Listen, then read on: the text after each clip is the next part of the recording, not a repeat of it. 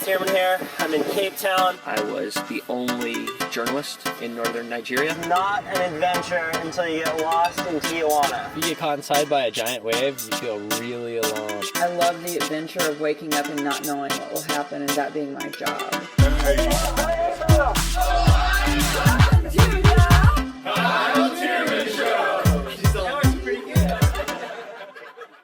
And we're on. Chaz Smith, so good to see you.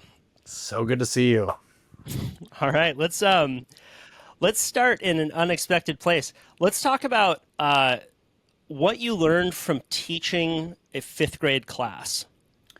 Oh my goodness. I was the honest to goodness worst coming in hot, right? Like coming in right after a master's degree, but thinking that I had all the ideas. You there? Were you good? Yep, I'm here. Okay. Yeah. Thinking I had all the ideas. And so fifth grade class, Pledge of Allegiance. What's this crap? Why are we standing up and doing this? No, you guys sit down during this Pledge of Allegiance. And everything. I taught the glories of the Taliban when I was To fifth graders. Yeah, Taliban, these guys are sick. They actually have belief. You guys should have belief. These guys are awesome. On and on and on. And then just thinking, what's with our schedule here? The math and who needs this crap, right? Let's go out and play dodgeball.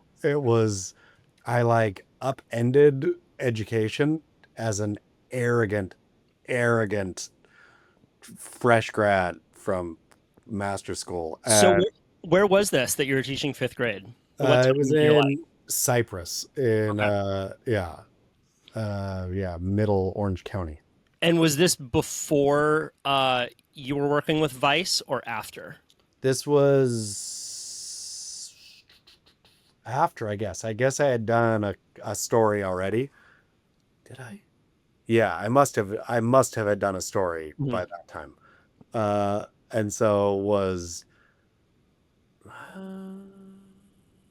whatever. It was right around that time. Right. I was either getting out of college, but also thinking for these kids, this system is not for you. Let's break the system together. Okay. And you're like School of Rock. Yeah, it was. I'd asked not to come back, or was asked not to come back. So that's so how you teach for an entire year? Was it a semester? How did that work? I did. I taught for the entire school year. So I had a class of fifth graders where, unfortunately, I didn't keep up with any of them. They would all be full-on 25-year-olds or something now, where I wonder where they're all at. But that grade of fifth year, I hope, was a radical deal for them, because it kind of was for me. It was just they remember Mr. Smith. Yeah, hopefully. Maybe they don't, but it'd be what class did you teach? What was the subject? All of it. I mean, all of it. Grade, yeah, fifth grade. You're not defined in fifth grade. It's just no. It was the entire thing. It was English, math, social studies, science, entire gamut. Did you learn anything about the public school system or of being that age that you think back on still today? Do you take away any lessons from that experience? I mean, this was a private school, which is probably why I got hired. But I don't know. I probably took away teachers. It's rough, right? Teachers are heroes. Learning is hard, and you have a teacher who's interested in that process. Those are the ones they should be celebrated, and this should be pushed way more. I wasn't that, right? I had my radical ideas that I was pumping into fifth graders just willy-nilly. Too early. Yeah, but the idea of a teacher who takes it seriously we should be giving money there, not to the military. Right. Yeah, it's when I think back on that time in my life, really, I mean, sixth grade all the way through high school, you don't realize how moldable you are during that time until way after the fact. For sure. And you think, wow, that was the time when a couple of these little decisions, little influences, someone said something to me, and that just veered me off from doing heroin in high school, right? Like, but you don't understand the repercussions of a few of those insights at that age until 10 years later. Do you have a teacher that you remember that, like, when you think, okay, this guy said, or this woman said this, and that's something? Dude, Mr. Gallagher at Santa Cruz High School. He was a former professional baseball player, and he was so charismatic. So he taught us geography, and through the year we would learn rhymes to learn every country in the world. So West Side marijuana makes Niger Chad suddenly eat some DJ treats. Western Amazing. Sahara, Niger, Chad, Sudan, Ethiopia, Djibouti, Eritrea. And so he just made that a very fun process. But I think more specifically, he really encouraged public speaking in the class. And I got to flex that muscle quite a bit, like turning facts into stories in front of a class. And he taught me the value of learning how to do that. Amazing. Sophomore Right? year. Yeah. Yeah, like those early ones, I think, and again, of course, like I feel it's a cliche of celebrating teachers and but they are, I mean, the one you get, only one out of 30 needs to be good, but that Yep. one is one. Yeah. Yeah. We should add a 0 on all of their paychecks. Yes. I think it would change a system dramatically. Another thing that you just reminded me of, I haven't thought about this in years. There was a kid in my class. It was a third-story building, and kid slams down his backpack in Mr. Gallagher's class, and Mr. Gallagher goes, "Hey, you gonna throw that out the window?" And the kid goes, "Yeah, throw it out the window." So Mr. Gallagher walks over to the kid's backpack, picks it up, and throws it out the fucking window. See, those days, when days. all that stuff wouldn't get caught on social media, Yeah. dang, social media. What do you see as how social media has influenced surf culture generally? I mean, I think both good and bad, right? Like we get a glimpse of a lot more interesting stuff, or stuff we wouldn't have seen otherwise, right? Like the stuff that wouldn't have made it past the, I don't know, gatekeepers, for lack of a better word. But then again, those gatekeepers were good. Like the Pete Terraces and the, whoever the great like photo editors were, helped us see what was right. And now we're all on our own journey. And so, yeah, there's like more to see, but I don't know that we're seeing better. Yeah. I find that it's influenced my memory in strange ways. When I think about growing up on surfing, trans world, the amount of times that I would look at a great spread in those magazines, then put it up on the wall and like engage in a tactile way with a piece of content, and how that would sear into my memory. Like I remember certain photos from those magazines. I couldn't tell you any photos or videos really that I've seen on social media that have like stuck with me in the same way. No, I feel you're scrolling, right? And you see something and you maybe think, oh, that's sick. But then you're on to the next thing and it doesn't stick. Right. Do you have, as a writer, how does it influence or have you noticed it influence your focus? Or are you kind of able to scroll and then write a piece and have your phone nearby? Do you have any kind of rules or around that?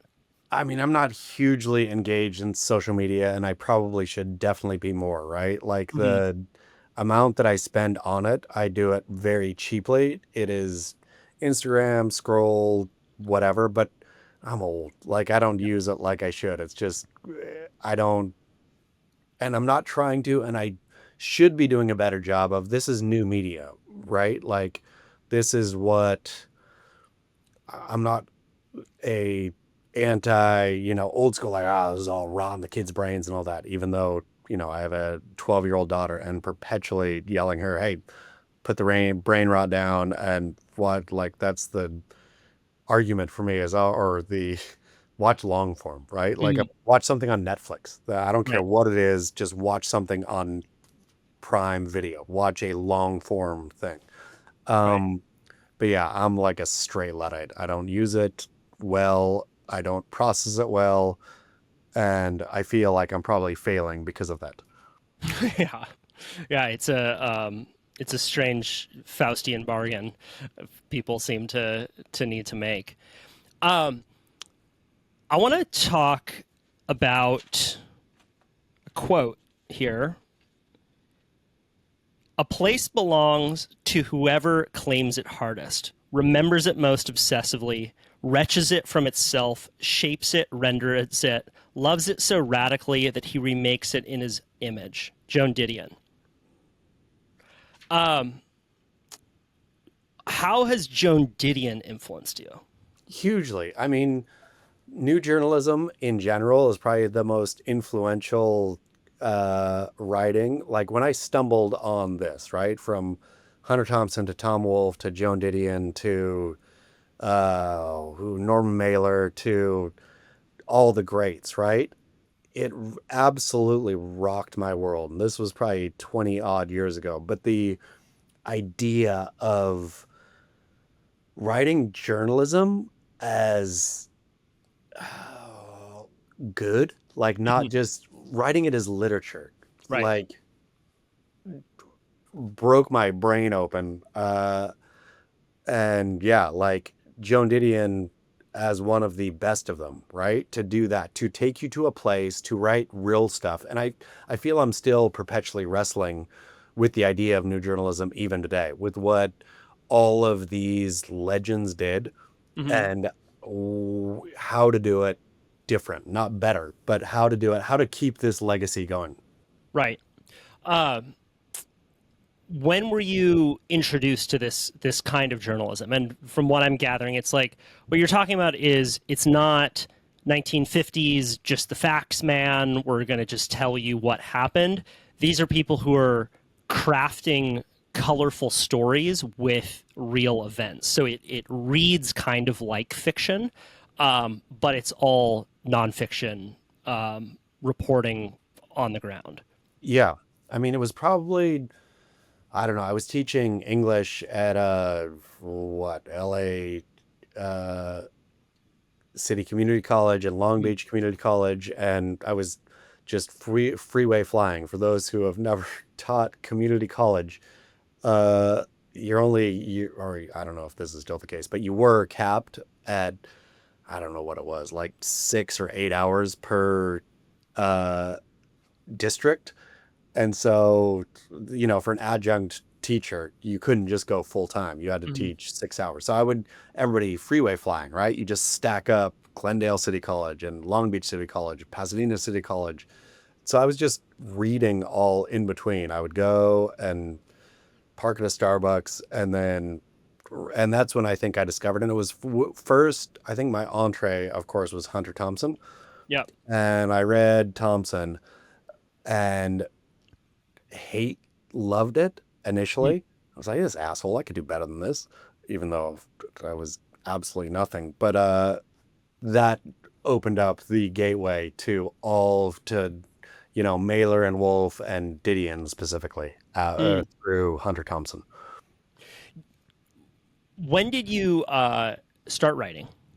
It was, I mean, so the first surf trip ever to Yemen. So this would have been 2002, I think, or 2003. I can't remember. But so we sold the story to Surfer, and then also Australia's Surfing Life. And that, I mean, back then, so weird to think in this day and age, but back then, the magazines would pay up front, right? Like, so which is how that partially paid for the trip. And so I like had fully envisioned myself as a writer, but had never actually written. Somebody did Surfer piece, and I did the Australia Surfing Life piece, and thought that was so sick. That was really good. Mm. Uh, and then it must have been 3 months later, right? Like, I mean, back then, this is not internet land. Got the issue in the mail, read it, and just thought, this is the worst thing that I have ever read in my life. It was absolutely terrible. It was, you know, just rococo and gratuitous and dumb in any way something could be that. So then I thought, oh, never writing again. And then Vice came along. So you thought that about your work? You went Yeah, I was terrible. It was objectively terrible. I have no idea. I'm so happy that I got to ply my trade in the early years, where stuff just disappeared, right? Like, I have no idea. I'm sure that Yemen Australia's Surfing Life story exists in a magazine somewhere, but it doesn't exist online. It doesn't exist anywhere. And I thought, I literally read it and thought, oh, okay, great. I don't Right. have the ability to do this. Like, fantastic. I was happy to be done with the conceit, because I was more in love with that point of the idea of writers Sure. than actually writing. Yeah. Yeah. You're out there. You're like, I'm doing it, man. Yeah. I'm a writer. But meanwhile, you're so lost in your own head that you're not actually reporting. Exactly that. And then coming home and writing garbage, right? Like writing the craft of writing, like I hadn't participated in, I hadn't practiced, I hadn't done anything. I just had the idea of, I was so my 12-year-old daughter, Right. or like looking at the TV saying, I can do Right. XYZ. And nope, I could not do it. I gotta say, I think that that's necessary, though, to pursue any career or passion in earnest. You can't you kind of need this grandiose vision of yourself way before you have the skill. Like, how did everyone get into surfing, right? They liked the idea of being a surfer, and they just thought that's the coolest fucking thing ever. And then you go out and realize that you have not participated in the craft, and the distance between your ability and where you want to go takes a lifetime. Do you 100%. do you feel like, so you had good taste from an early age, right? You're reading Didion, you're reading Tom Wolfe, or at least you're exposed to what's possible. How long did it take for you to feel like okay, I'm good at this? Like where your tastes kind of got the distance between your taste and your ability started to shorten. Honestly, today. Like, so this was 20 odd years ago. And I've always, like, I don't know, didn't feel I was cocky as hell, and thinking I was writing the greatest thing ever. And then it would come out and I would think, from slowly working the craft, I guess, or writing from magazines, from from Vice to Stab to, surfing to Beach Grit, and just writing nonstop, then to books and whatever. And honestly, I was sitting in the parking lot before this today and thought, okay, I'm fine. I'm okay. I have a body of work and I am an okay writer, and I'm excited to push it forward. But it was literally literally today. Today is the moment that I felt, I'm going to say, yes, I've written stuff and some of it has been good. You had that thought today, and you said earlier today. Literally right before coming on. I was sitting in a parking lot outside the ballet studio waiting, and that's the thought I had. What prompted the thought? That I'm tired of being on the back heel always, of it's like, it's my natural instinct is to be, because I always want better. I literally have the arrogance that I can write something great, and you see what you write and it's never great. But at this point, I've got so much writing on my dang computer now, and I'm looking into some of it, thinking some of this is pretty good. Like I've done enough. I've done the not just 10,000 hours. I've done the 40,000 hours, and it's time to accept that some of this is working. Do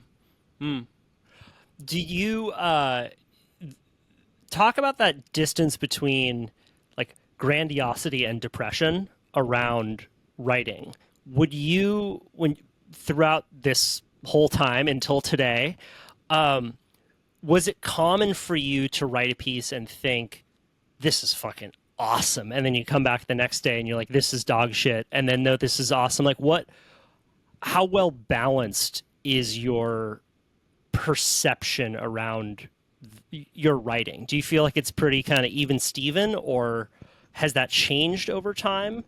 At this point, great question. And at this point, I feel that my perception of what I write is accurate to what I write. Like, you know, those first times you hear your own voice. Yep. No, I had no idea what you're talking about. I sound so awkward, but then you hear it enough and you think that's how I sound. Yeah. But it takes years, I feel, to hear how you sound. I feel I'm there in my writing now. So I feel like I just did a piece on Laird Hamilton for the Surface Journal, and haven't heard back yet from the editor, but felt confident sending it in and know what it was, right? Like, so he can have his impressions of it or whatever. Maybe it comes back and this is dog shit, and then fine, won't argue it. But I feel like it was a good piece, and I feel I'll think it's a good piece when it came out. Like, I feel it's just hearing your own voice enough, right? Hearing your own voice enough where at this point, I don't have the grandiose, this was a masterpiece. And then read it later and think, well, that wasn't a masterpiece. I will have when I'm writing books, I'll have at the outset, like, the grandiosity will come back in, right? It'll be, you were writing the Pulitzer Prize winning best book that has ever been written. Like, that will filter it. So in writing long form books, that'll hum you a lot more than short stuff. Do you have any kind of I want to get into this more. This is such a fun such a fun aspect of it. I was listening. Do you know who Mike Schur is? He was a writer for SNL, and he wrote a TV show called The Good Place. He wrote a book called How to Be Perfect. It's kind of a comedy on philosophy. But he was once asked, what have been the big failures in your career? And he's like, it's not so much the big failures, it's the little failures. Like, when I was on SNL, there would always be a writer's room every week, you know, on Tuesday, where you would have to pitch your skits, your skits, and I would be like Tina Fey, Will Ferrell, the funniest people in the world, and they'd be like, all right, Mike Schur, Caveman Olympics, and you'd start reading it, and you'd get to the first joke, and no one would laugh, and what you know but they don't is that there's another 5 pages based on this premise, and all you hear for the next 10 minutes is the sound of the pages turning. But he said what that gives you is a more balanced perspective. Like, if something he does goes viral, he's like, it wouldn't ever get me too high or too low. And I've thought about that story multiple times, because so much of in like my life, in my adult life, is kind of just based on like, I just want more of an even feeling about myself, and figuring out how to find more ways to get that more consistently. Yeah, I mean, I totally sympathize with dear Kyle, and then also just think though that, man, it's such a cliche, right? The 10,000 hours is so cliched. But I feel that that's how you find some kind of stasis, is 20 years, 3,000 words a day, whatever. Right. Like, and not because you're just grinding, but it's just this non-stop where then you get, okay, I know what my work is. And then I think the extra problem arises though of, wait a second, I had, great, the work is one thing, grandiose ideas are another. Can the work ever reach the grandiose ideal that I had 20 years ago, right? Like, am I actually good enough to get where I want to go? And so that's what I'm working on something now, and perpetually feeling that struggle, right? Like, of it's time for me to do something good. Am I actually good?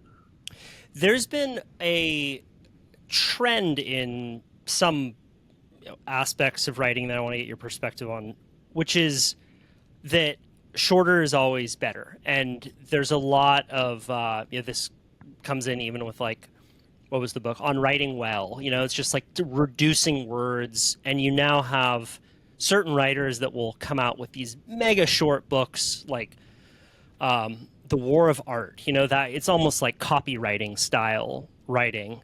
And I've found in what you do, you'll do some short pieces, but your writing is not trying to be as terse as possible from my perspective. And I think that kind of writing can, when done well, engage people more and move people more. And I'm wondering, do you have any kind of perspective on that movement towards just shorter is always better? And do you agree with that? I mean, I just think it's a perpetual pendulum, right? And no, I don't think shorter is always better. I will agree in principle, I guess across the board, with the Hemingway write one true sentence, right? Like, but that one true sentence doesn't have to be a subject, verb, object, period. And that one true story doesn't have to be that in a 6,000 words. I get that attention span is short, and I get that whatever the movement is. But then, have you read Karl Ove Knausgaard? No. So Karl Ove Knausgaard wrote Mein Kampf, not the other one. Yeah, My Struggle, which is I think it's a 6-volume. It's huge, humongous, 6 volumes. Each one, whatever. I don't know, whatever printing you get, but like 400 pages each book, which is just a slow roll through his life. And there's nothing super meaningful happens, but it is so well written and so profound. So that's where I think you screw it, right? Like, go Knausgaard. Like, this thing can exist. I think it just depends on, if you have something to say, you should try to boil it down. Like, I'm reading a ton of, Daughter in Ballet again. One of the great ballet masters was George Balanchine, who was always paring down his ballets, paring down, taking away, where I think taking away is essential, but take away from something. Don't take away from nothing. Yeah. Nothing written well is still nothing. Yeah, exactly. And I think we all get too into our, this was a good idea, but then you read it and then you think, nope, I got to strip that right away. That is not propelling or helping or shining on the rest of it. How long, I was working on a piece about the LA fires for about a month and ended up scrapping it because I may come back to it later, but it was just one of those pieces that I didn't have the right beginning, middle, or end or story. And I spent hours and days on trying to make this thing work. And then I sent it to an editor, Steve Hawk, who is a friend of mine. He was the editor at Surfer through a lot of the 90s, and sent it back, and he was like, this one just doesn't do it. And I said, I know. Like, I knew it the whole time, and I just would not put it to bed. How long will you work on a piece before dropping it? Will you drop pieces? I mean, for magazines or for like ideas that I have that I think, okay, I'm gonna just keep on working on this thing.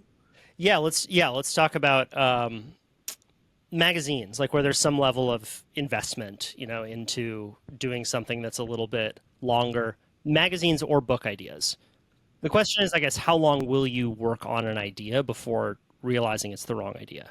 Book ideas, I'll go for. I mean, I've got one that I'm still poking at that is 10 years old, right? Mm. Magazines, I won't. If I don't get the conceit initially, I'll give up pretty quick. But books, I feel, or longer form stuff, I feel there's no end to it, right? Like if there's an idea and it sits in your computer and then you come back later and poke on it some more and then put it away and then come back and, retry it. Like, that's the crazy thing is, that's what I think is, I don't know that any of my ideas are any good, but I don't know that any of them aren't any good. And so then you have what if this is the one, right? Like, what makes the one? I mean, from Jack Kerouac's On the Road, obviously, like his whatever, the legendary gets on Benzedrine and then just types on one scroll and then you got a thing, right?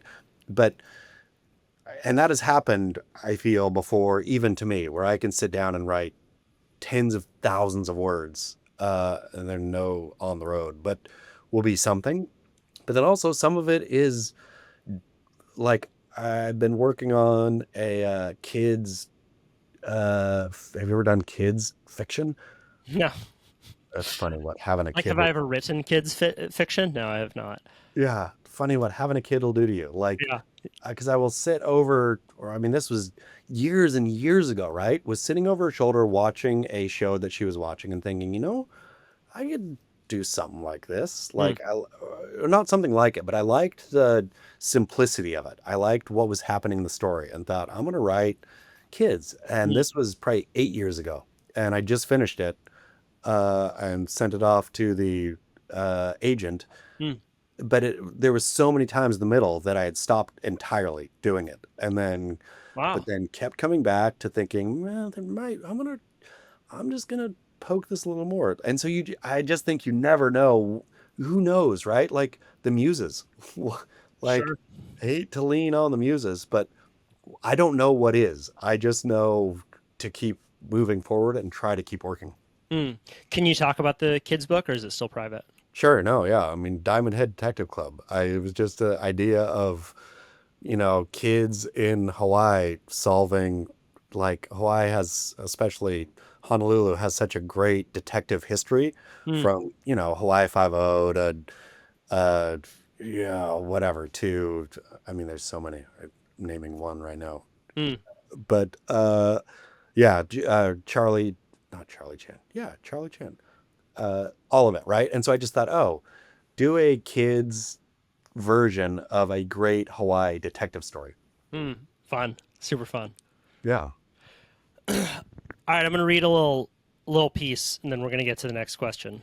This is a paragraph from Welcome to Paradise, Now Go to Hell.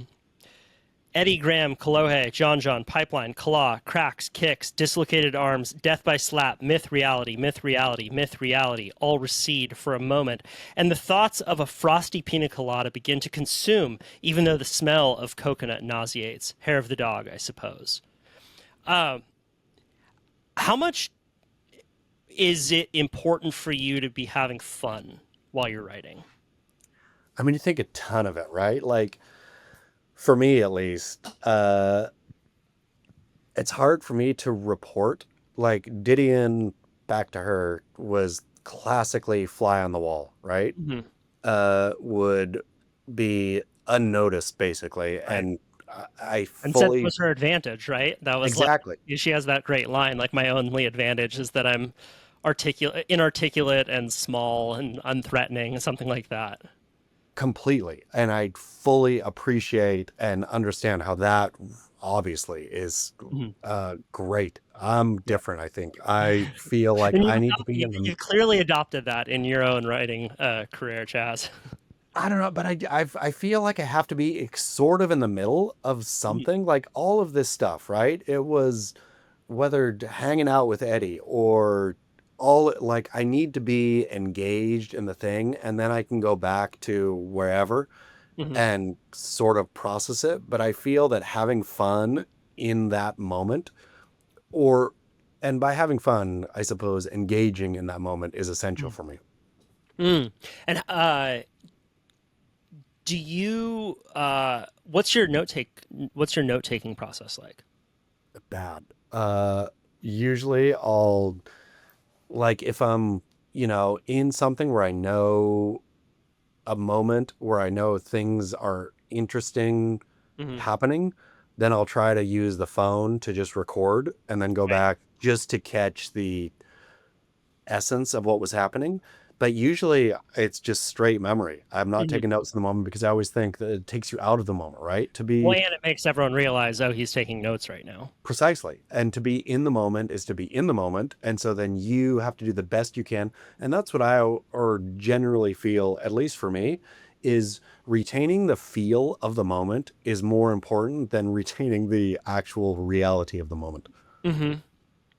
And then will you um, just write that night or the next morning a shitty first draft um, of just what happened without trying to put it together in any kind of coherent way? What does the next phase look like for Yeah, you I to mean, make sure that I'll pound out some ideas just to Mhm. make sure that I have uh like that I don't forget the essence of what happened, right? Or the way I was feeling, the way that again, for me, and each writer is different, but I only feel that I can write honestly from my perspective. Mhm. I can't write from somebody else's perspective, right? I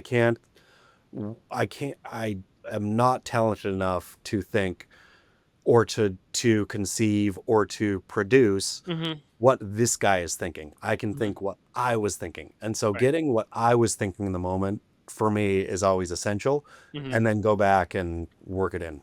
Mm. While we're on the Didion track, you maybe have not heard this quote, but I think you'll enjoy it. She says that when writing about other people, you don't want them to sue you, but you certainly don't want them to send you a thank you card.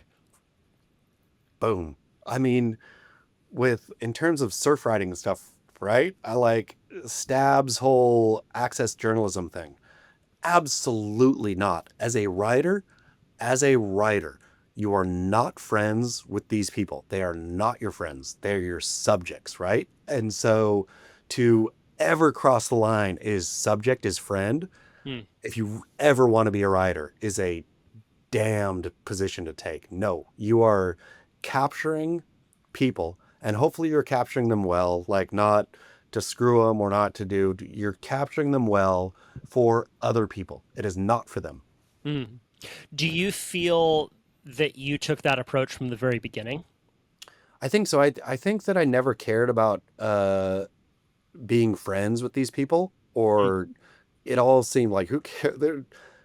Maybe I had a real early instinct that I was a nerdy ass Oregonian kid, like that.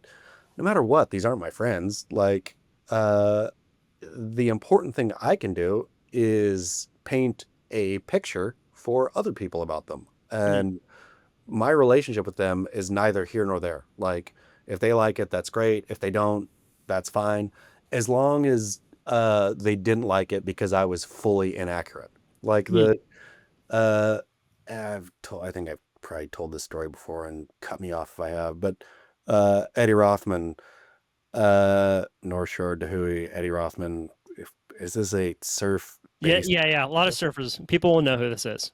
Okay. Yeah, So Eddie, I went up and spent a bunch of time with him on the North Shore while I was riding Welcome to Paradise. right. He's Told him at some point I'm a riding a boat. primary subject in Yeah. Welcome to Paradise, Now Go to Hell. Blah, blah, blah, blah. And then Eddie, yeah, long story short, but Eddie found out that it was coming out as a book and called me up and was like, "This is not fucking coming out. This is not fucking coming out." Whatever. And I was like, "Yeah, it is. Sorry." And, felt the terror inside, but it was like, I don't know what to do about it. This ship has well sailed.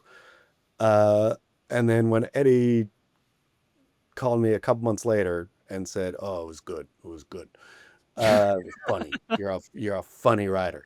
Where that's when I felt, yeah, that's what the role of the writer kind of should be, is even if you don't want this coming out, to present it something accurately, like not salaciously, not just paint the picture that the person feels themselves, right? Where, and I don't know, I think that there's something about that. There's something about just writing true.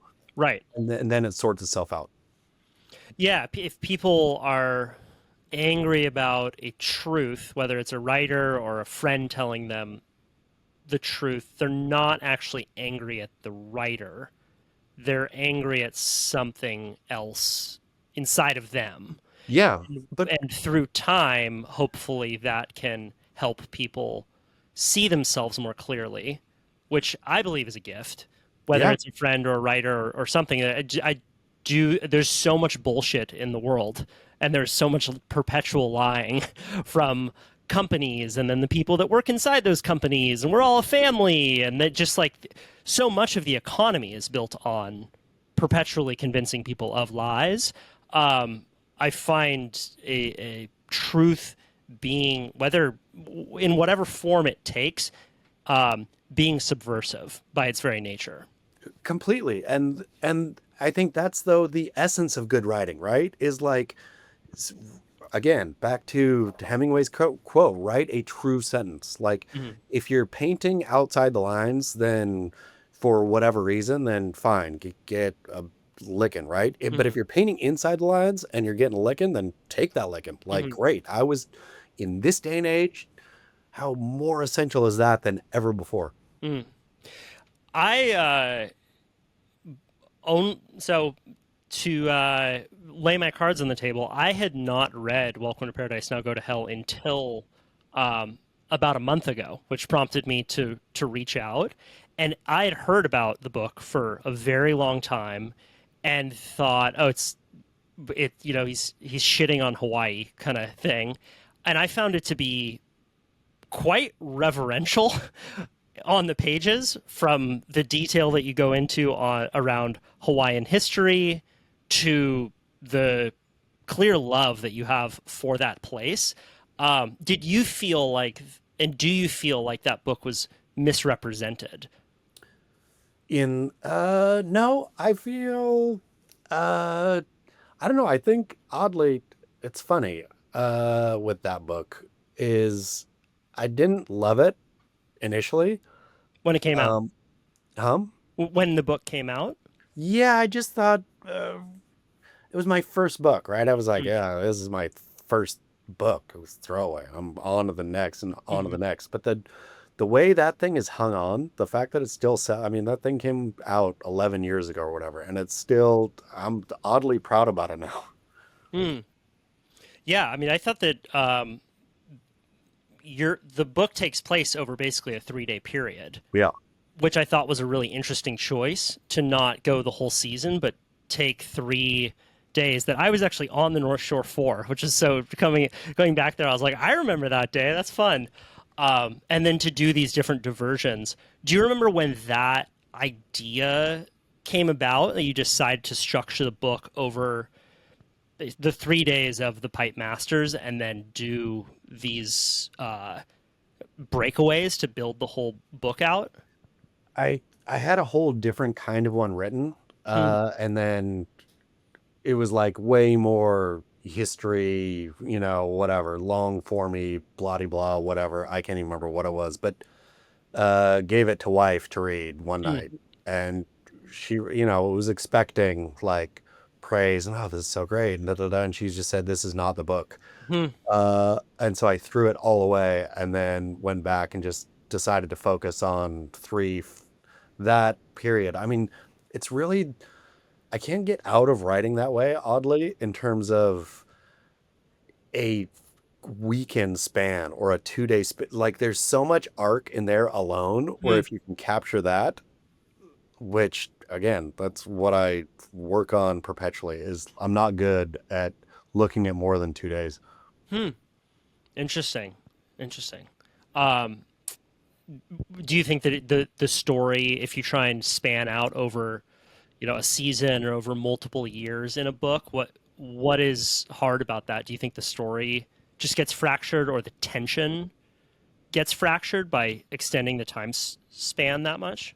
For me, it does, and especially for a surf story, right? Like for a North Shore story, like that North Shore, any North Shore season, yes, it goes on for 3 months, let's say. But really, what's happening there, right? Like, I don't know. I'm no James Joyce. I don't know how to stretch that into, that's not the kind of writer I am. I don't know how to stretch something out like that, where to me, focusing it on 2 days or 3 days, that worked. How do you see surf culture changing, if at all, with a downturn of industry money? I think there's going to be for sure less opportunity for people coming up, right? Like the industry, I mean, let's not forget that the industry truly was an industry, and there was, the farm leagues and the below farm league. There was people coming, there was your local ripper who was getting paid. There was so many people getting paid to surf. Yep. And now there's not. And I guess that's both good and bad. Like a lot of those people shouldn't have been getting paid to begin with to surf. They weren't that good. But whatever, like go have a couple years of getting paid to surf. Well, if you could to do that, why wouldn't you? I don't know, like, but I feel like a sport though. If surfing is going to go to some kind of next level as a sport, and we could argue, is this a sport or not? But there's a real problem with lack of money in it. Sure. Like that will hamper progression. It'll hamper the people coming in, the new, whatever. It'll be, we as the end consumer will get a worse version of surfing no matter what, based on the lack of money. What do you think has contributed to that downturn? I mean, obviously we can talk about like the Trump tariff tax and that kind of thing, but just over the last few years in terms of surfing being a cool product to sell, what do you think has contributed to that devaluation? I mean, I think we're a tiny community, and I think a lot of what it is participation. And the kids don't want to associate with the participation anymore, or nobody does, right? Like 20 years ago or whatever, wearing a Quicksilver t-shirt was a symbol of I am part of this thing, and maybe I'm not good at it, but I'm going to attach to this thing. Nobody cares. It's a tiny world. And surfing has done maybe it's just a natural. People don't care anymore. People do not care. People, the 3 million or whatever surf enthusiasts on Earth care, but that's what that number is, right? And I feel the World Surf League, the brands, everyone has struggled with the idea of, or thought about, how can we grow this thing? Let's grow it. And sure, you can get, 80 million people to look at a flyaway from Gabriel Medina at Chopu in the Olympics because of how it was and what it was. But how many of those people do you retain? You retain none of them, right? Like it's just small. Surfing is small. It is what it is. And I feel that trying to look big is what has screwed surfing for the last 2 decades. And going back small is what is going to save surfing, because then people will find it on their own. You don't need to reach out to them. Yeah. The growth at all costs model ruins a lot. I've had a guy on my podcast a couple times named Jake Muse, and he runs this company in Maui called Maui Nui venison. So, as I'm sure you know, there's a huge axis deer overpopulation in Maui. He's figured out ways to basically cull populations and then sell the meat as jerky and in these subscription boxes. But he talked about how there is essentially a limit to his business. Right? Yeah. Like you can't, like, he's like, I'm not here to turn this into $1 billion business because the model is not set up for it. And the amount of ideas that are good ideas, right? Like his business, I think it's a kick-ass idea, right? You're solving an issue with an invasive species, and you're giving back to communities. Go for it. Did he talk about where those deer come from? Have you heard this rumor? From India? Tell me the rumor. Let's hear this. There's, is this Maui that these deers are on? Yeah. Okay, so I don't know about Maui, but I do know the rumor on the Big Island with their deer is that Shane Dorian, bow hunting Shane Dorian, was so into it that he brought some over to bow hunt them and went out of control. That's really funny. I will not substantiate that rumor, but that's a really hilarious idea. There you go. Go play. I'll be back for you later. Yep. Blame Shane. You may destroy some native fauna in the process, but I will kill you. You did not hear that as a fact, people. Nope, not a fact.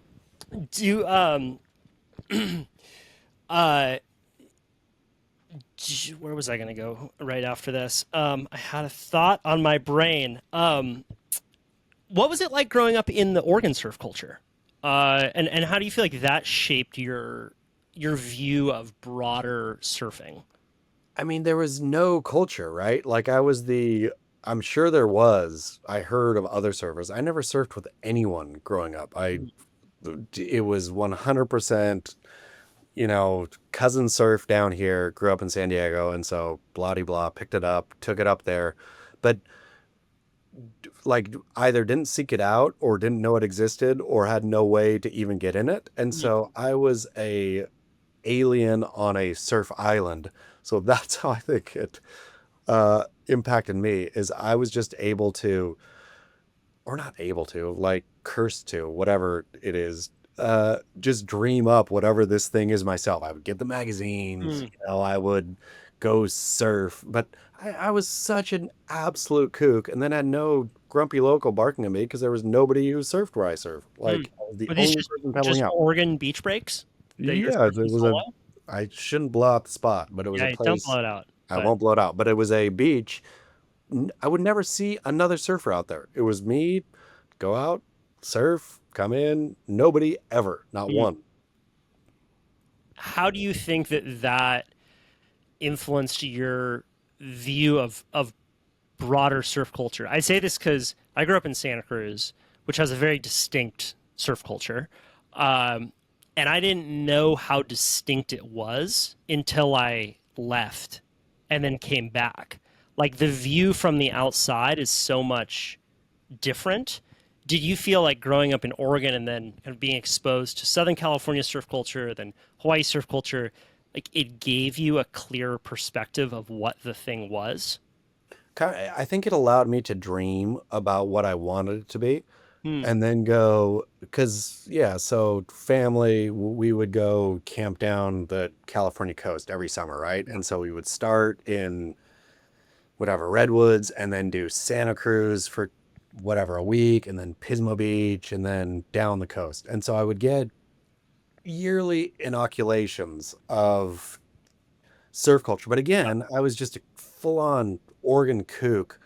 So I was both observing, but then allowed the space and time, I guess, to take it home and dream it my own, which probably gave me a lot more arrogance of like, I shouldn't have been ever allowed in this world, but felt myself, I belong here just because I dreamed myself alone. Dreamed yourself into it. Yeah. Wow. That's really interesting. Yeah. Given time, like as you're a kid, if you get exposed to something that blows your mind and then not given a chance to do it again for about a year, that dream is just fed. And, by the time you get to do it again, your whole identity is wrapped up around it and there's no going back. I mean, completely. And I wasn't like paddling out to Steamer Lane, right? And getting barked at by locals. Like there was no repercussions for anything kooky I was doing. Mhm. I was alone. I would go and observe and participate and then go back to Oregon and just Hmm. kook out with zero ramification. Hmm. Do you, I mean, when it comes to localism, part of the what I see around localism is like localism was just a lot more intense when guys didn't have steady jobs because there was nothing to get fired for. Have you thought about this concept at all of like how much the economy has to do with localism? I mean, I think it's a combo economy and then the Housing ever-present prices. cell phone, right? Right. Like where, or somebody recording something where these guys could get away with anything. Anybody could get away with anything, and it would be nobody would tattle. I think Hmm. back then, I think that idea of tattling, like if you actually wanted to be a surfer and you got ripped down by some local, would you actually go tattle if you wanted to go surf there again? Nope. That's And funny. then the ever present, video capturing cell phone Yeah, is which is a form of tattling. precisely. But Yeah. like, and I instill this to daughter today. Maybe it's not a good thing to instill, but it's snitches get stitches. Like Hmm. you do not snitch, right? Like this is you take your licking and that's it. Do not snitch. Yeah. But you are a surf writer. For sure. I'm happy to snitch myself. But What's the also, difference? but that's like a difficult even thing too, right? Like what do you snitch on? I sort of regularly struggle with this myself of what are the stories that are okay to tell versus what is snitching. What is how do you think about that in your brain? Are there a set of like questions that you ask yourself? I'm interested in this. I mean, I think if something is already public knowledge, so if there's any other media on it and it's already been exposed, then it's not snitching, right? If I'm breaking it myself and it's personal, then I go into a different category of does this need to get broken versus is this somebody's personal thing that just if I don't write it, it'll stay secret forever. And what was the damage of what this person did, right? Hmm. Like, is this worth exposing or not? But Right. if it's already been made public, then gloves are off, right? If it's already public, then it's already public. I didn't make it public. It's my duty to report on what's already public. If I'm breaking, then is this worth breaking? Hmm. That's interesting. That's very interesting. Um, where do you see what are you most excited to be writing about now? Ballet. Yeah. Yeah. I Tell me more mean, about this. yeah, that's funny when you find something that just consumes, I suppose. But it's been years now, right? Like, again, I'm sitting in the ballet studio here. I am at the ballet studio 6 days a week. I'm reading ballet 7 days. That's all I've read. I Hmm. haven't read a book that's not ballet for the last 5 years. Wow. Uh, and so weirdly building a knowledge base of this art form and understanding it more. And it's sort of parallels surfing, I guess, in some ways, right? Like both are art forms, both are physical art forms, both are entirely ephemeral. Like Hmm.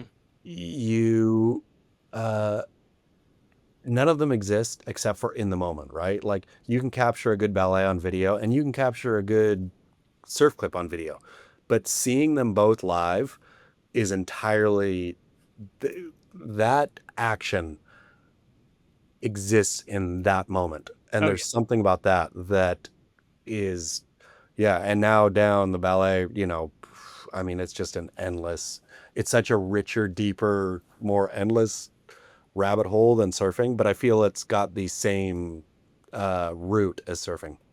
yeah. Hmm. Which is? It's that this thing exists in one moment. Hmm. It exists in 1 second. It is the movement on stage for ballet, or that thing on that wave. And again, you can capture it with video, but that is not the same as seeing it live or experiencing it live. Yeah. Nor in video are you comparing a professional to a beginner, which is always the great delineation between true professional surfers and your average Joe. When you watch a true pro catch a wave and then an average Joe catch the next wave, you get to distinguish the velocity, shall we say. Completely. Right. And precise. It's exactly that. And watching good ballet in real time Right. is that same feeling. Like watching it happen. I mean, ballet's got me. Yeah, that's so cool. That is so cool. Dude, this is such a freaking fun conversation. I know that you are in the ballet. You're in the ballet studio right now. Is there anything else that you wanted to leave the listeners with before we tap out here? No, I would just thank the listener for listening, and thank you, Kyle, for doing this. I feel that, and not for having me, but for telling these stories in general. I feel that podcasting is fun. And I feel you do a great job. And yeah, so I didn't even know that you knew who I was. I was stoked that you said yes.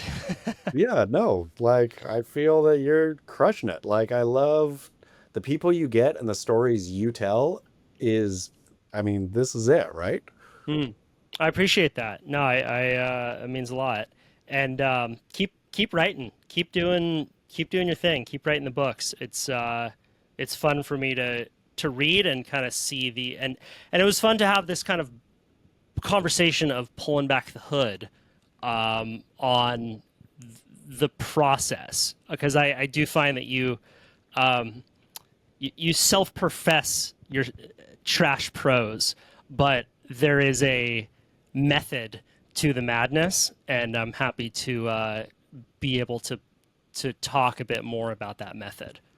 Man, I just can't stop. That's like, I literally write basically all day, every day, and I just can't stop.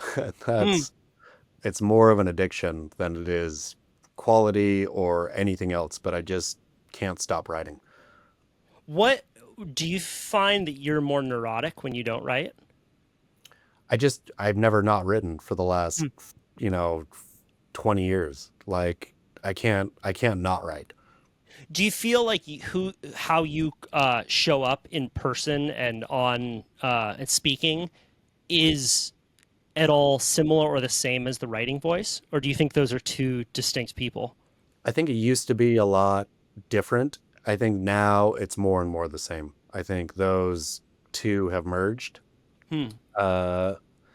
which is a little bit problematic for the writing, I feel, because when I think of even the one I'm working on now, right? It's like semi-autobiographical fiction, but I want it to be more fiction than autobiographical. But I still, again, I mean, it's the same thing I felt when I met Eddie, is I couldn't invent an Eddie Rothman. I couldn't write a better version of Eddie Rothman. And I still feel that with so what I write is what I experience, but sometimes I wish I could do a better job of fiction and not just having to write experience.